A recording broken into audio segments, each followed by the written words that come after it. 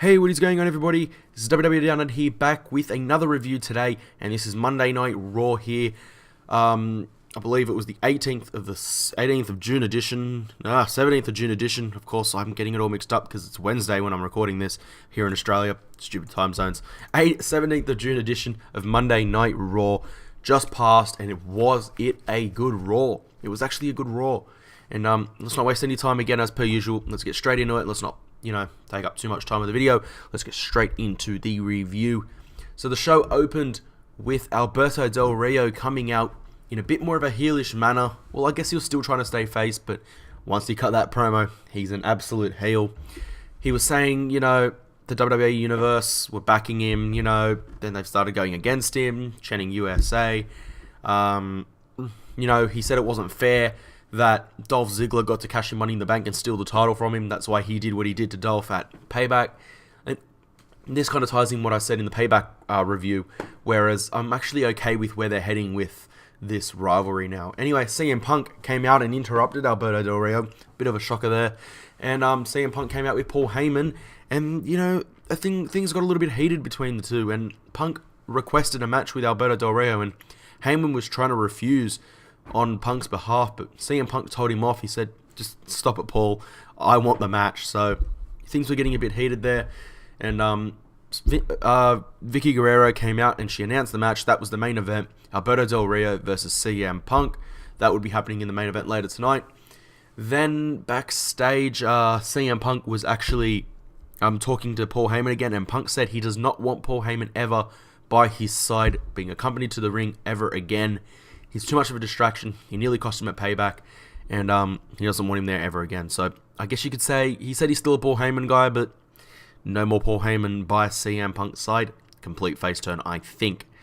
I'm going to forget a lot of things about what happened on Monday Night Raw, guys. I did just watch it, but after what happened at the end, it doesn't click to me what actually happened. We did get the announcement that Randy Orton and Daniel Bryan will be going one-on-one later in the night. If I go to the Divas first, this isn't in order of what happened. I'm just going in the order of what I remember. The Divas match, there was no match actually. AJ came out and chucked a complete spaz. Well, I wouldn't say she chucked a complete spaz, but it was typical AJ, comes out with that voice and brags about being Divas Champion and that sort of thing. And I'm really liking AJ's character now. The Divas division's getting a little bit exciting. I don't know if that's just me, but it's getting a little bit more exciting for me. Anyway, AJ came out, and then Stephanie McMahon interrupted her and came down to the ring. And I think things are getting a little bit heated with the business and the corporation in the WWE, which is good, more the corporate section of the WWE, and I'm liking it. After Stephanie McMahon came out, and started speaking, blah, blah, blah, there's nothing to really talk about there. Apparently, all the divas in the back won a title shot. Caitlin's music hit, interrupting Stephanie McMahon. Caitlin and a few other divas came out on the stage. Stephanie walked back up to the stage and told Caitlin, "Do never interrupt me again. I am the boss, but you've got to buy today. Go ahead and do what you need to do." So Caitlin came down to the ring. They had a bit of a cat fight. Yes, yous all know there was a Caitlin nip slip. Yes, funny. Go check it if you want. Who cares? Get over yourself. There was a wardrobe malfunction. Put it that way. Anyway, cat fight, they went at it. AJ scrambled back, and typically, as hilarious as it was, Big A Langston had AJ on his shoulders. He's such a lucky guy. Anyway, had her on his shoulders, and he dragged her back to backstage. And that's how that segment ended. But it looks like Caitlyn will be getting a rematch in the future. One can only guess and assume. We had Kane and Daniel Bryan. They had a segment backstage. This was a big segment. Huge, and we learnt that Daniel Bryan and Kane might be going separate ways. They said we'll have to wait and see, but it looks like that rumor that Cena versus Daniel Bryan at Money in the Bank is not going to come to fruition, and you'll know why soon. But I thought for a second there it would, because Daniel Bryan said, "I really want to become WWE Champion in the future." So, but after what happened with Mark Henry later on, I guess that might not be happening at all. Sheamus, he had a handicap match against Damien Sandow and Cody Rhodes, Team Rhodes Scholars. Sheamus, would you believe it? Yes, Sheamus lost cleanly. I know it was 2-on-1, but Sheamus lost the match. Damien Sandow rolling him up for the win. But then after the match, of course, Sheamus had to please the kids. He gave Cody Rhodes a bro kick while Damien Sandow was on the ramp. So Sheamus, I guess, in a way, still got the last say. But he was pinned cleanly. You heard it first. Sheamus was pinned cleanly. Also, the same RVD promo was released again, as expected. There really wasn't, it wasn't something that we didn't see coming. It was always going to happen. There were numerous Bray Wyatt promos again. I was expecting his return tonight, but it did not happen. But I really, really thought it might. Wade Barrett was scheduled to have his rematch with Curtis Axel in a one-on-one match. We were expecting the Axel match. I was expecting him to retain the title, but we did not get Curtis Axel. No, we didn't get Curtis Axel. We got Wade Barrett. Guess who returned to Monday Night Raw? Captain Charisma. Christian is back. Went one-on-one with Wade Barrett, and he picked up the win with a kill switch. Or I prefer the unprettier, however you want to call it. Christian returns and wins as expected. And it was good to see Christian back, I have to say. Once I heard that music, it was a big mark-out moment for me. What else did we have? Guys, I am forgetting, and I only just watched the show. Ryback was not on the show at all, of course. I don't think anyone expected him to be. I guess we can move on. Chris Jericho, he went one-on-one with Heath Slater. The 3MB, the other two members were out at ringside. Chris Jericho picking up the win with a codebreaker. And then he codebreaked one of the other two members, I think it was Jinder, and threw Drew McIntyre out of the ring. So Chris Jericho with a bit of momentum there heading into whatever feud he's got coming in the future. It was really a waste of a match, I have to say. Then I guess we can move on to the Mark Henry situation. There were rumors swirling around all day that Mark Henry would be retiring. He came out, put his boots on stage, literally hanging up his boots, walks into the ring, crying and all, very emotional, telling the crowd, I'm retiring, I'm announcing my retirement, thanks to everyone. He said, John Cena, in the future, you're going to be... Because Cena was already in the ring. Cena had come out and cut a promo. It was one of his best promos I've seen in a while.